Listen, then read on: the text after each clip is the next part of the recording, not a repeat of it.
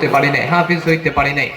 আপনাকে আল্লাহর নবী আপনাকে বাধ্য করে দেয় নাই যে আপনাকে আলিম হইতেই লাগবে, আপনাকে হাফিজ হইতেই লাগবে, মুহাদ্দিস হইতেই লাগবে। আল্লাহ আপনাকে বাধ্য করে দেয় নাই, আল্লাহ আপনাকে বাধ্য করে দেয় নাই যে হতেই লাগবে।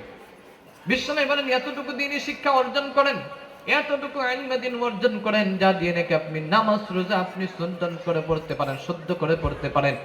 আপনি হজের বিধানগুলোকে আপনি ভালো করে জানেন, যাকাতের বিধানগুলোকে ভালো করে জানেন, কিভাবে আপনি চললে লাভ হবে। ঠিক যতটুকু আপনি দ্বীনি শিক্ষা অর্জন করেন, এই দ্বীনি শিক্ষা অর্জন করার জন্য এই হাদিসের ওসিলা করে আল্লাহ আপনাকে কিয়ামতের দিন আপনাকে জান্নাতের মধ্যে পৌঁছায় দিবে। সুবহানাল্লাহ পড়েন। কারণ একটা হাদিস যদি আপনি মেনে চলেন, আল্লাহকে রাজি খুশি করার জন্য করতে পারেন, তাহলে এই হাদিসের ওসিলা করে আল্লাহ আপনাকে জান্নাতের মধ্যে পৌঁছায় দিবে না? নাই কথা বলেন, দিবে না?